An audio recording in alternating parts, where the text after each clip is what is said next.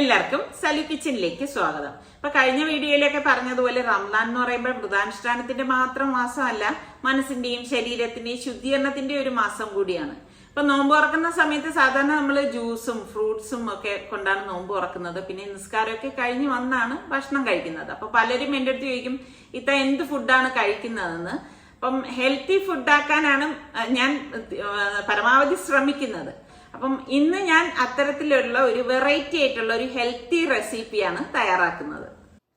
അപ്പൊ അതിന് വേണ്ടിയിട്ട് ഞാനിവിടെ ഒരു ചിക്കൻ ബ്രസ്റ്റ് ആണ് എടുത്തിരിക്കുന്നത്. കഴുകി നന്നായിട്ട് വൃത്തിയാക്കിയ ശേഷം കുക്കറിലേക്ക് ഇട്ട് 1 ടീസ്പൂൺ കുരുമുളക് പൊടി, 1 ടീസ്പൂൺ മഞ്ഞൾപ്പൊടി, 1 ടീസ്പൂൺ ഉപ്പ് നിങ്ങളുടെ പാകത്തിന് എടുത്താൽ മതി കേട്ടോ. എന്നിട്ട് നമുക്ക് ഈ ചിക്കൻ വേകാൻ പാകത്തിനുള്ള വെള്ളം ഒഴിച്ചു കൊടുക്കാം. ഏകദേശം ഞാനിവിടെ 1.5 കപ്പ് വെള്ളം ഒഴിച്ചിട്ടുണ്ട്.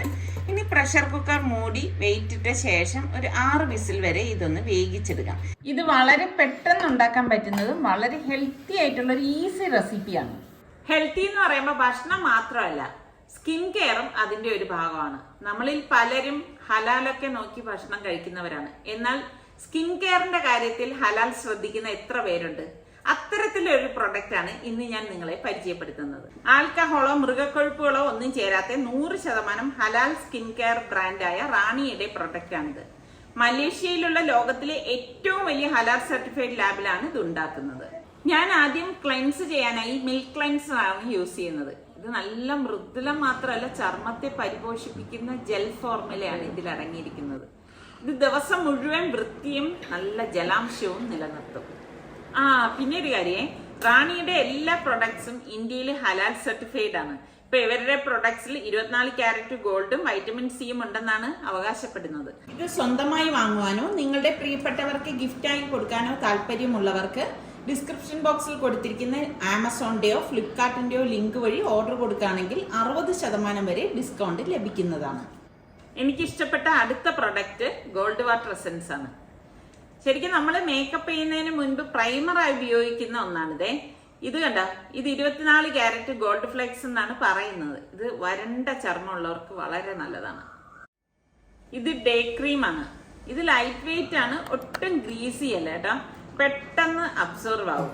പുറത്തൊക്കെ പോകുമ്പോൾ ഉപയോഗിക്കുവാണെങ്കിൽ നമ്മുടെ സ്കിന്നിന് നല്ല ഒരു തിളക്കമൊക്കെ കിട്ടും.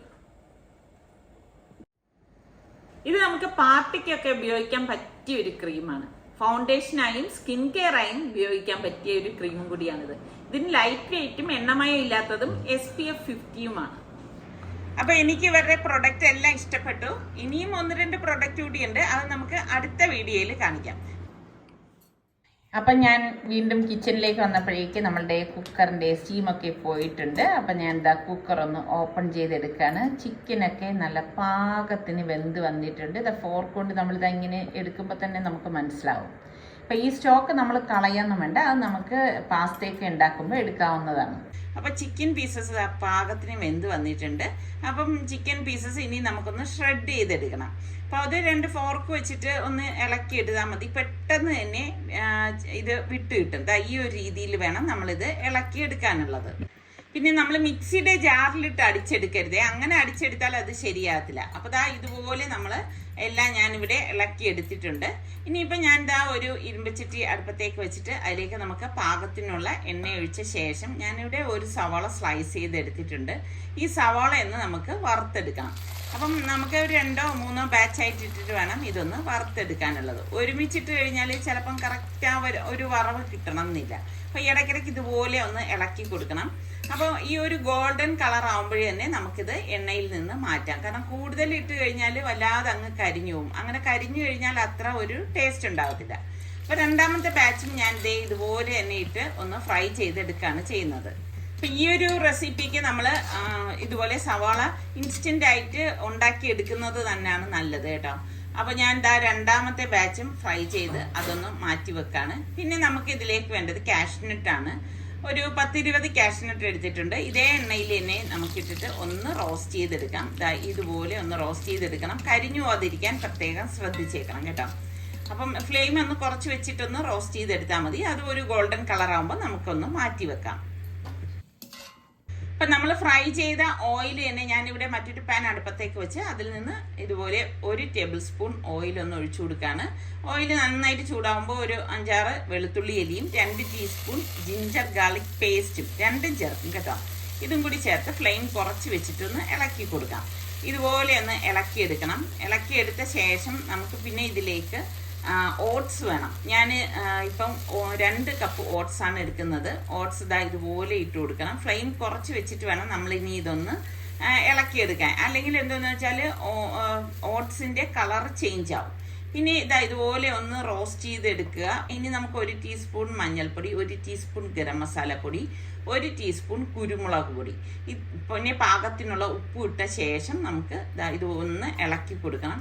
ഇതുപോലെ ഒന്ന് അടി ചേർത്ത് വേണം ഇളക്കിയെടുക്കാനുള്ളത്. ഞാൻ നേരത്തെ പറഞ്ഞതുപോലെ ഓട്സിൻ്റെ കളർ ചേഞ്ച് ആവരുത് കേട്ടോ. അതുകൊണ്ടാണ് ഫ്ലെയിം കുറച്ച് വെച്ചിട്ട് നമ്മൾ ഇളക്കണം എന്ന് പറയുന്നത്. പിന്നെ ഇതിലേക്ക് ചേർക്കുന്നത് ചൂടുവെള്ളമാണ്. നല്ല തിളച്ച വെള്ളമാണ് ഒഴിച്ചു കൊടുക്കുന്നത്. അപ്പം നമുക്ക് പാകത്തിനുള്ള തിളച്ച വെള്ളം ഒഴിച്ചു കൊടുക്കാം. അപ്പം നമുക്കറിയാമല്ലോ ഓട്സ് എടുക്കുമ്പം കുറഞ്ഞത് ഒരു 6 കപ്പെങ്കിലും നമ്മൾ ഇതിലേക്ക് ഒഴിച്ചു കൊടുക്കണം. 2 കപ്പ് ഓട്സ് എടുത്തതല്ലേ. അപ്പം ഇതുപോലെ ഓട്സ് ആകുമ്പോൾ പെട്ടെന്ന് അത് കുറുകി വരികയും ചെയ്യും. അപ്പം ഇതുപോലെ ഒന്ന് ഇളക്കി കൊടുക്കണം. ഇളക്കി കൊടുത്ത ശേഷം നമുക്കിതൊന്ന് മൂടി വെച്ച് കൊടുക്കാം. ഒരു 5 മിനിറ്റ് ഇതുപോലെ മൂടി വെച്ച ശേഷം 5 മിനിറ്റിന് ശേഷമാണ് നമ്മൾ ഈ മൂടി തുറന്നിട്ട് 1 ടീസ്പൂൺ നെയ്യ് ഒഴിച്ചു കൊടുക്കുകയാണ് ചെയ്യണത്. മസ്റ്റായിട്ട് നമ്മൾ ഇതിലേക്ക് നെയ്യ് ചേർത്ത് കൊടുക്കണം കേട്ടോ. എന്നിട്ട് നമ്മൾ ഈ ഷ്രെഡ് ചെയ്തിരിക്കുന്ന ചിക്കൻ ഇതുപോലെ ഇട്ടിട്ട് നല്ലതുപോലെ ഒന്ന് ഇളക്കി കൊടുക്കണം. അപ്പോൾ ഈ സമയമാണ് നമ്മൾ ചിക്കൻ ചേർത്ത് കൊടുക്കുന്നത്. ഓൾറെഡി നമ്മൾ വേവിച്ചെടുത്ത ചിക്കൻ അല്ലേ. അപ്പോൾ അതുകൊണ്ട് ഇനി അധികം ഒന്നും വേകേണ്ട ആവശ്യമില്ല. ഒന്ന് മൂടി വെച്ച് കൊടുക്കാം. ഒരു 3 മിനിറ്റ് മാത്രം മതിയാവും. നല്ല തിള വരുന്ന സമയത്ത് നമുക്ക് ഇതിലേക്ക് നാരങ്ങ നീര് പിഴിഞ്ഞൊഴിച്ചു കൊടുക്കണം. 1 നാരങ്ങയുടെ നീര് ഫുള്ളായിട്ട് നമുക്ക് ഇതിലേക്ക് പിഴിഞ്ഞൊഴിച്ചു കൊടുക്കാം. നാരങ്ങ നീര് മസ്റ്റായിട്ട് ഇതിന് വേണം കേട്ടോ. എങ്കിലേ ഈ ഒരു ഹലീമിന് ടേസ്റ്റ് ഉണ്ടാവത്തുള്ളൂ. അപ്പോൾ നാരങ്ങ നീര് ഞാൻ ഫുള്ളായിട്ട് ഇതിലേക്ക് ഒഴിച്ചു കൊടുത്തിട്ട് നമുക്ക് ഇതുപോലെ അടി ചേർത്ത് ഒന്ന് ഇളക്കി കൊടുക്കണം. അപ്പം കണ്ടില്ലേ, എളുപ്പത്തിൽ ഉണ്ടാക്കിയെടുക്കാൻ പറ്റുന്നൊരു അടിപൊളി ഹലീമാണ്. കുട്ടികൾക്കൊക്കെ എന്തായാലും ഇഷ്ടപ്പെടും. അപ്പം കറക്റ്റ് പരുവം വന്നിട്ടുണ്ട്. ഒരുപാട് അങ്ങ് ലൂസായി പോരുത് കേട്ടോ. എന്നാലും ഒരുപാട് അങ്ങ് മുറുകാനും പാടില്ല. ഇതാണ് അതിൻ്റെ ഒരു പരുവം എന്ന് പറയുന്നത്. എന്നിട്ട് ലാസ്റ്റാണ് നമ്മളിതിൽ ഫ്രൈ ചെയ്ത് വെച്ചിരിക്കുന്ന ആ സവാള ഉണ്ടല്ലോ, അത് ഇതിലേക്ക് ഇട്ട് കൊടുക്കും. കുറച്ചധികമായിട്ട് തന്നെ നമ്മൾ ഇട്ട് കൊടുക്കും. പിന്നെ കാഷ്നട്ടും ഫുള്ളായിട്ട് തന്നെ നമ്മൾ ഇതിലേക്ക് ഇട്ട് കൊടുക്കും. ഇതൊക്കെ ഇടുമ്പോഴാണ് ടേസ്റ്റ്. പിന്നെ മെയിനായിട്ട് വേണ്ടത് പുതിനയിലയാണ്. പുതിനയില ചെറുതായിട്ട് അരിഞ്ഞത് ഇതുപോലെ ഒരു കപ്പ് പുതിനയിലെങ്കിലും വേണം കേട്ടോ. അത് ഇതുപോലെ ഇട്ടിട്ട് എല്ലാം ചേർത്ത് നമുക്ക് ഇതുപോലെ ഒന്ന് ഇളക്കി കൊടുക്കാം. ഇത് ഉണ്ടാക്കിയ ശേഷം ഒരു 10-15 മിനിറ്റ് വെച്ചിട്ട് കഴിക്കുമ്പോഴാണ് അടിപൊളി ടേസ്റ്റ്. 2-3 ദിവസമായിട്ട് വിചാരിക്കുന്നുണ്ടേ മോക്കൊരു പ്രാം വാങ്ങണം എന്ന്. പിന്നെ മോക്ക് കുറേ സാധനങ്ങളും ഒക്കെ വാങ്ങിക്കാനുണ്ട്. അങ്ങനെ ഇപ്പം ഞങ്ങൾ പുറത്തേക്ക് പോവാണ്. അപ്പം ഞങ്ങൾ മോളെ ഒരുക്കുന്ന സമയത്ത് ആൾ നല്ല ഉഷാറോടെ ഉണർന്നിരുന്നു കേട്ടോ. ഒരുക്കി കഴിഞ്ഞ് പോറായപ്പോഴേക്കും ആൾ ഉറങ്ങി. ഇപ്പം സൗകര്യത്തിന് വേണ്ടിയിട്ടാണ് ഇതിൽ വെച്ച് കവർ ചെയ്തെടുക്കുന്നത്. നല്ല ചൂടാണ് ഇവിടെ. പക്ഷെ ഞങ്ങൾ കാറിൽ കയറുമ്പോഴേക്ക് ഇതിൻ്റെ സിബൊക്കെ ഊരി മാറ്റി വെക്കും കേട്ടോ. ജസ്റ്റ് ഇറങ്ങുമ്പം കൊണ്ടുപോകാൻ സൗകര്യത്തിന് കവർ ചെയ്തെന്നേ ഉള്ളൂ. അപ്പോൾ പലരും എൻ്റെ അടുത്ത് പറഞ്ഞ് നല്ല ചൂടല്ലേ, എന്തിനാണ് ഇങ്ങനെ കവർ ചെയ്യുന്നതെന്നൊക്കെ ചോദിച്ചിരുന്നത്. ഞങ്ങൾ അങ്ങനെ കവർ ചെയ്യാറൊന്നും ഇല്ല കേട്ടോ. എടുത്തുകൊണ്ട് പോകാൻ ആ ഒരു സൗകര്യം നോക്കിയതാണ്. അതുകൊണ്ടാണ് ഞാൻ പറഞ്ഞില്ലേ ഇപ്പം പ്രാം നോക്കാനായിട്ട് പോകുന്നത്. അങ്ങനെ ഇപ്പം നമ്മൾ വെളിയിലേക്ക് ഇറങ്ങി. ഇപ്പം വെളിയിൽ നല്ല കാറ്റുണ്ട് കേട്ടോ. പക്ഷേ നമുക്ക് കാറ്റുണ്ടെങ്കിലും ചൂടിനൊട്ടും കുറവില്ല. നിങ്ങളുടെ അവിടെയൊക്കെ അങ്ങനെ തന്നെയാണോ? ഇപ്പം ശരിക്കും പറഞ്ഞാൽ കാലാവസ്ഥയൊക്കെ ഇങ്ങനെ മാറി മറിഞ്ഞ് വരുന്നൊരു സമയം തന്നെയാണ് അല്ലേ. ഹ്യൂമിഡിറ്റി, നമ്മൾ ഗൾഫിലൊക്കെ ഉള്ള ഒരു ഹ്യൂമിഡിറ്റി പോലെയാണ് ഇപ്പം നാട്ടിലും വരുന്നത്. അപ്പം ഇപ്പം ഈ പറഞ്ഞ മാതിരി പുറത്തേക്ക് പോകുകയെന്നൊക്കെ പറഞ്ഞു കഴിഞ്ഞാൽ മോളെയൊക്കെ റെഡിയാക്കി എടുത്തു വരുമ്പോൾ വിചാരിക്കുന്ന ടൈമിലൊന്നും നമുക്ക് ഇറങ്ങാനൊന്നും കഴിഞ്ഞെന്ന് വരത്തില്ല. അങ്ങനെ ഇപ്പം നമ്മളിങ്ങനെ പോകുന്ന സമയത്ത് ഇടയ്ക്ക് അവളൊന്ന് കണ്ണ് ചിമ്മി തുറന്നൊക്കെ നോക്കി വീണ്ടും കുറച്ച് ദൂരം വന്നപ്പോഴേക്കും അവളങ്ങ് ഉറക്കമായി പോയി. മോളെയും കൊണ്ട് വന്നെങ്കിലും ചെറിയൊരു പേടിയില്ലാതില്ല. കാരണം ഇനി വന്നു കഴിയുമ്പോൾ അവൾ കിടന്ന് കരച്ചിലൊക്കെ ഉണ്ടാവോ എന്താണെന്നൊന്നും അറിയത്തില്ലല്ലോ. പിന്നെ പലരും ശ്രദ്ധിക്കാതെ പോകുന്നൊരു കാര്യമാണ് ഇത് കേട്ടോ.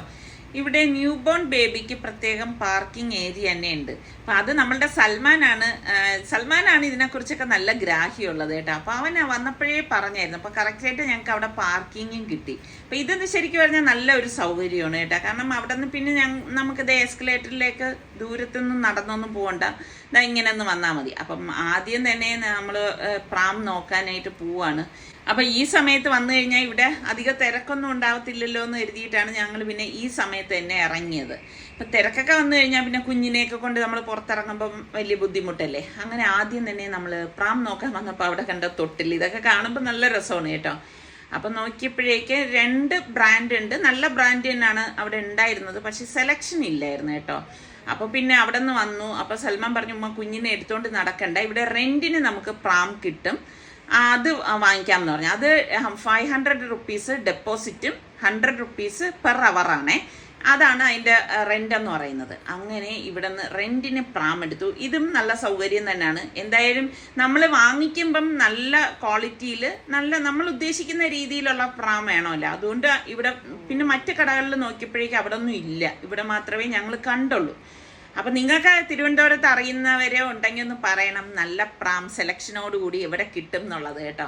അങ്ങനെ വന്നപ്പോഴേക്ക് ട്രെയിനൊക്കെ ഇങ്ങനെ പോകുന്നുണ്ട്. എത്രയൊക്കെ ഇതാണെങ്കിലും ഇതൊക്കെ കാണുമ്പം ഭയങ്കര രസമാണ് അല്ലേ. ഓരോരുത്തരുടെ വയസ്സായവർ വരെ അതിലിരുന്ന് ആനന്ദിക്കുന്നുണ്ട്. അപ്പം ഞാൻ പറഞ്ഞില്ലേ, ഇനിയിപ്പം മോൾക്ക് കുറച്ച് സാധനങ്ങളൊക്കെ വാങ്ങിക്കാനുണ്ട്, പിന്നെ അതുപോലെ തന്നെ കുറച്ച് ഗ്രോസറി അങ്ങനത്തെ ഐറ്റംസൊക്കെ എടുക്കാനുണ്ട്.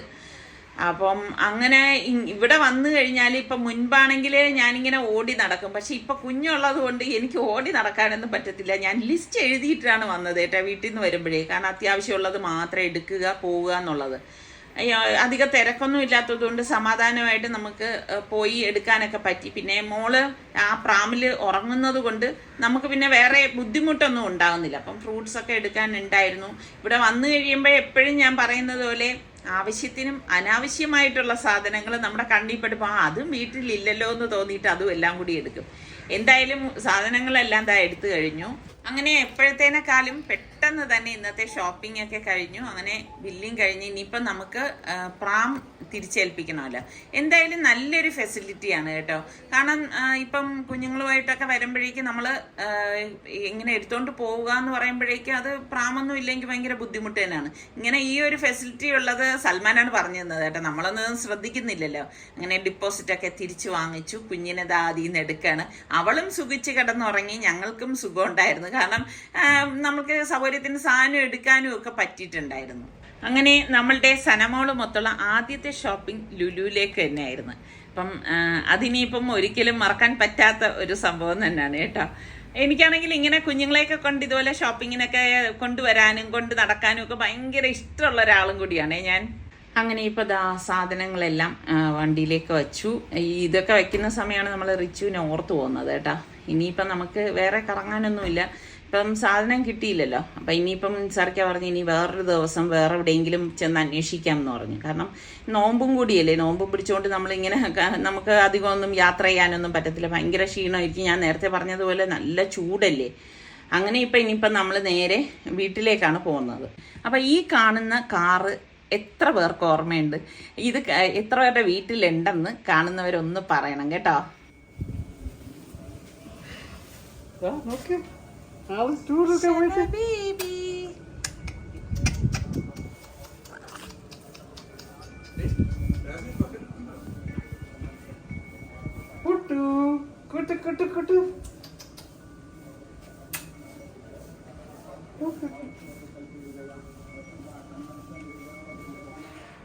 ഒരാളെത്തി.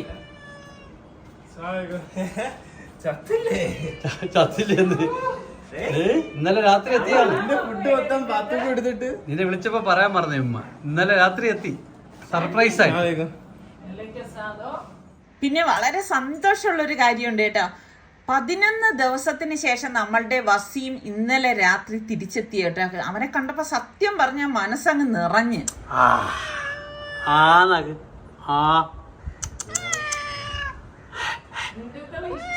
എവിടെയില്ലേ, ഇങ്ങോട്ട് കേരള കേരള കേരള കേരള കേരള കേരള.